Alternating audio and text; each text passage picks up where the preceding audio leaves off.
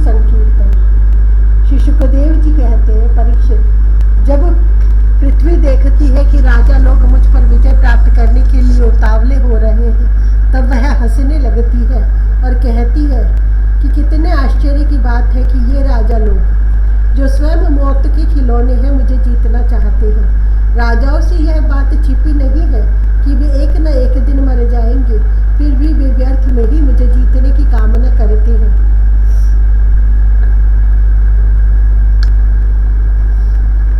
सचमुच इस कामना से अंधे होने के कारण ही वे पानी के बुलबुले के समान क्षण भंगुर शरीर पर विश्वास कर बैठते हैं और धोखा खाते हैं। वे सोचते हैं कि हम पहले मन के सहित अपनी पांचों इंद्रियों पर विजय प्राप्त करेंगे, अपने भीतरी शत्रुओं को वश में करेंगे, क्योंकि इनको जीते बिना बाहरी शत्रुओं को जीतना कठिन है। उसके बाद अपने शत्रु के मंत्रियों, अमात्यों, नागरिकों, नेताओं और समस्त सेना को भी वश में कर लेंगे। जो भी हमारे विजय मार्ग में कांटे बोएगा उसे हम अवश्य जीत लेंगे। इस प्रकार धीरे धीरे क्रम से सारी पृथ्वी हमारे अधीन हो जाएगी और फिर तो समुद्र ही हमारे राज्य की खाई का काम करेगा। इस प्रकार वे अपने मन में अनेकों आशाएं बांध लेते हैं और उन्हें यह बात बिल्कुल नहीं सूझती कि उनके सिर पर काल सवार है। यहीं तक नहीं, जब एक द्वीप उनके वश में हो जाता है तब वे दूसरे द्वीप पर विजय करने के लिए बड़ी शक्ति और उत्साह के साथ समुद्र यात्रा करते हैं।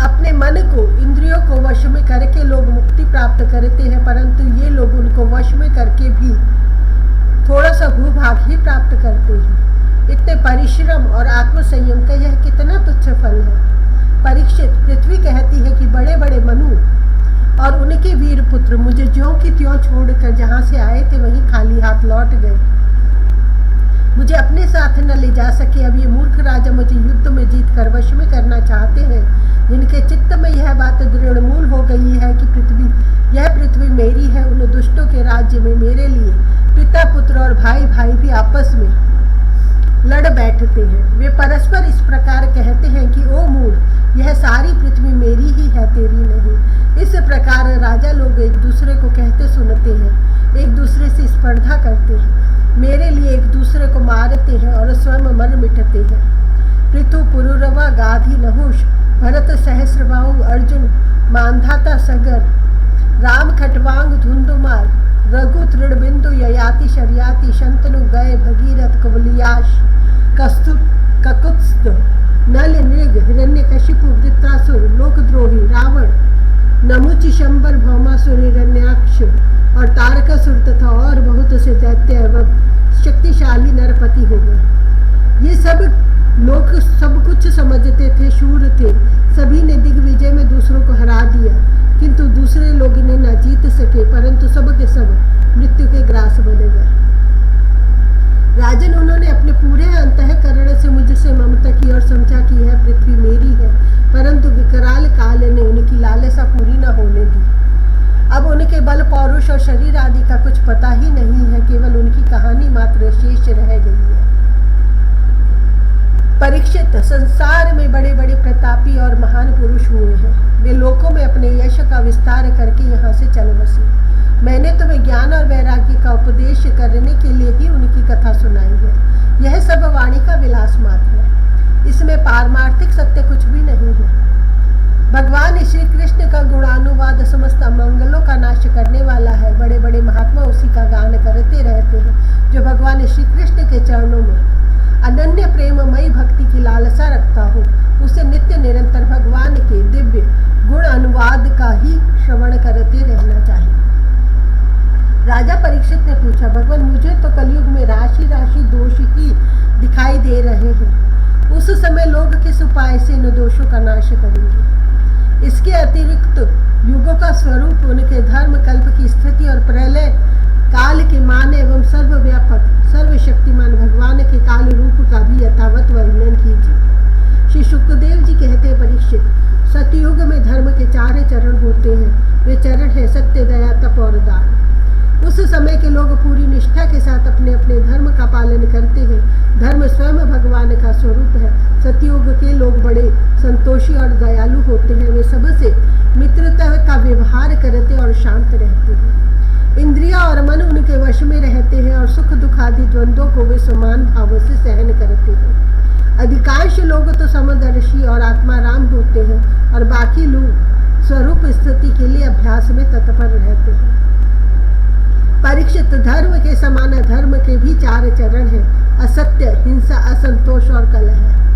त्रेता युग में इनके प्रभाव से धीरे धीरे धर्म के सत्य आदि चरणों का चतुर्थांश क्षीण हो जाता है। राजन, उस समय वर्णों में ब्राह्मणों की प्रधानता अक्षुण्ण रहती है। लोगों में अत्यंत हिंसा और लंपटता का अभाव रहता है। सभी लोग कर्मकांड और तपस्या में निष्ठा रखते हैं और अर्थ, धर्म एवं काम रूप त्रिवर्ग का सेवन करते हैं। अधिकांश लोग कर्म प्रतिपादक, वेदों के पारदर्शी विद्वान होते हैं। द्वापर युग में हिंसा, असंतोष, झूठ और द्वेष, अधर्म के इन चरणों की वृद्धि हो जाती है एवं इनके कारण धर्म के 4 चरण तपस्या, सत्य, दया और दान आदि क्षीण हो जाते हैं। उस समय के लोग बड़े यशस्वी, कर्मकांडी और वेदों के अध्ययन अध्यापन में बड़े तत्पर होते हैं। लोगों के कुटुंब बड़े बड़े होते हैं। प्रायः लोग धनाढ्य एवं सुखी होते हैं। उस समय वर्णों में क्षत्रिय और ब्राह्मण 2 वर्णों की प्रधानता रहती है। कलयुग में तो अधर्म के 4 चरण अत्यंत बढ़ जाते हैं। उनके कारण धर्म के 4 चरण क्षीण होने लगते हैं और उनका चतुर्थांश ही बच रहता है। अंत में तो उस चतुर्थांश का भी लोप हो जाता है। कलयुग में लोग लोभी, दुराचारी और कठोर हृदय होते हैं। वे झूठ मूठ एक दूसरे से वैर मोल ले लेते हैं एवं लालसा तृष्णा की तरंगों में बहते रहते हैं। उस समय के अभागी लोगों में शूद्र, केवट आदि की ही प्रधानता रहती है। सभी प्राणियों में 3 गुण होते हैं: सत्व, रज और तम। काल की प्रेरणा से समय समय पर शरीर, प्राण और मन में उनका रास और विकास भी हुआ करता है। जिस समय मन, बुद्धि और इंद्रिया सत्व गुण में स्थित होकर अपना अपना काम करने लगती है, उस समय सतयुग समझना चाहिए। सत्व गुण की प्रधानता के समय मनुष्य ज्ञान और तपस्या से अधिक प्रेम करने लगता है। जिस समय मनुष्यों की प्रवृत्ति और रुचि धर्म, अर्थ और लौकिक पारलौकिक सुख भोगों की ओर होती है तथा शरीर, मन एवं इंद्रिया रजोगुण में स्थित होकर काम करने लगती है, बुद्धिमान परीक्षित, समझना चाहिए कि उस समय त्रेता युग अपना काम कर रहा है। जिस समय लोभ, असंतोष, अभिमान, दंभ और मत्सर आदि दोषों को बोलबाला हो और मनुष्य बड़े उत्साह तथा रुचि के साथ सकाम कर्मों में लगना चाहे, उस समय द्वापर युग समझना चाहिए। अवश्य ही रजोगुण और तमोगुण की मिश्रित प्रधानता का नाम ही द्वापर युग है। जिस समय झूठ, कपट, तंद्रा, निद्रा, हिंसा, विषाद, शोक, मोह, भय और दीनता की प्रधानता हो, उसे तमोगुण प्रधान कलयुग समझना चाहिए। जब कलयुग का राज्य होता है तब लोगों की दृष्टि शुद्र हो जाती है। अधिकांश लोग होते तो है अत्यंत निर्धन, किंतु खाते हैं बहुत अधिक। उनका भाग्य तो होता है बहुत ही मंद और चित्त में कामनाएं होती है बहुत बड़ी बड़ी। स्त्रियों में दुष्टता और किलटापन की वृद्धि हो जाती है। सारे देश में गांव-गांव में लुटेरों की प्रधानता एवं प्रचुरता हो जाती है। पाखंडी लोग अपने नए नए मत चलाकर मनमानी ढंग से वेदों का तात्पर्य निकालने लगते हैं और इस प्रकार उन्हें कलंकित करते हैं। राजा कहलाने वाले लोग प्रजा की सारी कमाई हड़प कर उन्हें चूसने लगते हैं। ब्राह्मण नामधारी जीव पेट भरने और जननेंद्रिय को तृप्त करने में ही लग जाते हैं।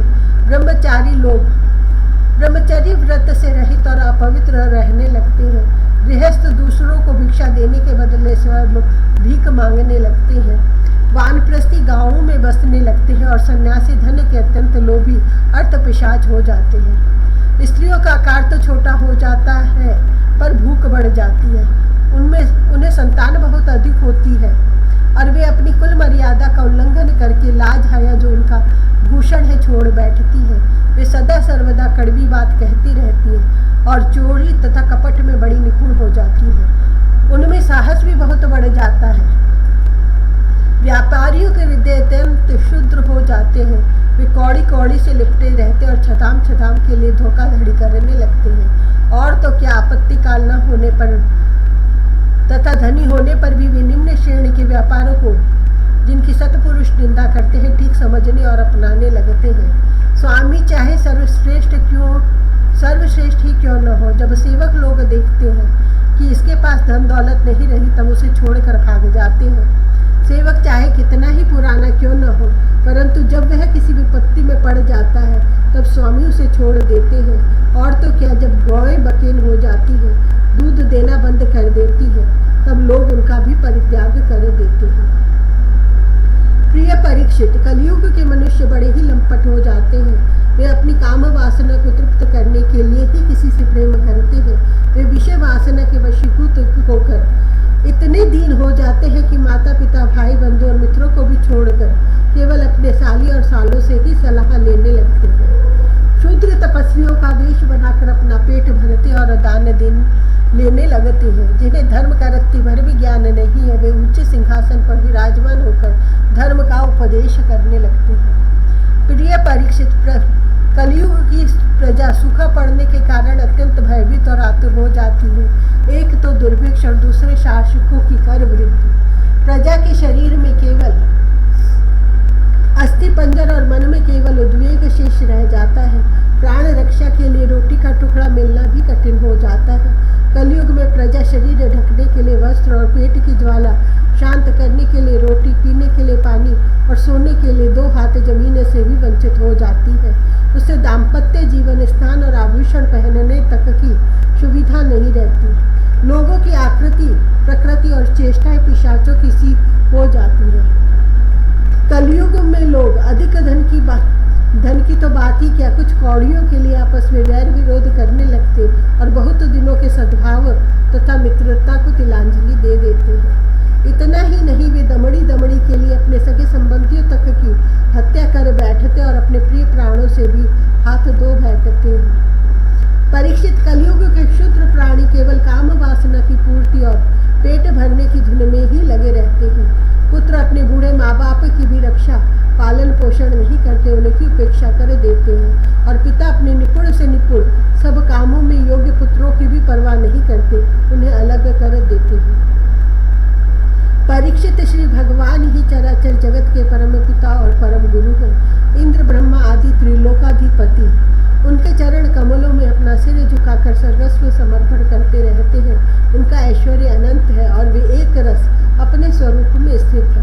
परंतु कलयुग में लोगों में इतनी मूढ़ता फैल जाती है, पाखंडियों के कारण लोगों का चित्त इतना भटक जाता है कि प्रायः लोग अपने कर्म और भावनाओं के द्वारा भगवान की पूजा से भी विमुख हो जाते हैं। मनुष्य मरने के समय आतुरता की स्थिति में अथवा गिरते या फिसलते समय विवश होकर भी यदि भगवान के किसी एक नाम का उच्चारण कर ले तो उसके सारे कर्म बंधन छिन्न भिन्न हो जाते हैं और उसे उत्तम से उत्तम गति प्राप्त होती है। परंतु हाय रे कलयुग से प्रभावित होकर लोग उन भगवान की आराधना से भी विमुख हो जाते हैं। परीक्षित, कलयुग के अनेकों दोष हैं। कुल वस्तुएं दूषित हो जाती हैं, स्थानों में भी दोष की प्रधानता हो जाती है। सब दोषों का मूल स्तोत्र तो अंतःकरण है ही, परंतु जब पुरुषोत्तम भगवान हृदय में आ विराजते हैं तब उनकी सन्निधि मात्र से ही सबके सब दोष नष्ट हो जाते हैं। भगवान के रूप गुण लीला धाम और नाम के श्रवण, संकीर्तन, ध्यान, पूजन और आदर से वे मनुष्य के हृदय में आकर विराजमान हो जाते हैं। और 1-2 जन्म के पापों की तो बात ही क्या, हजारों जन्मों के पाप के ढेर भी क्षण भर में भस्म कर देते हैं। जैसे सोने के साथ संयुक्त होकर अग्नि उसके धातु संबंधी मलिनता आदि दोषों को नष्ट कर देती है, वैसे ही साधकों के हृदय में स्थित होकर भगवान विष्णु उनके अशुभ संस्कारों को सदा के लिए मिटा देते हैं।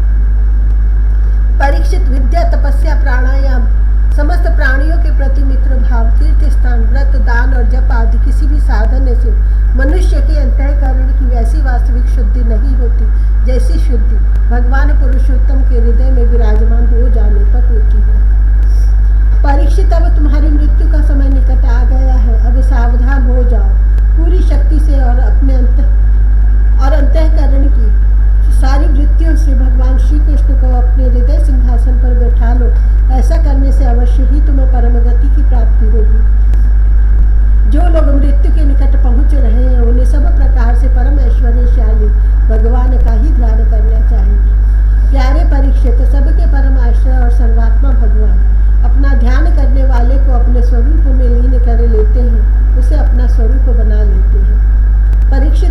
कलयुग दोषों का खजाना है, परंतु इसमें एक बहुत बड़ा गुण है, वह यह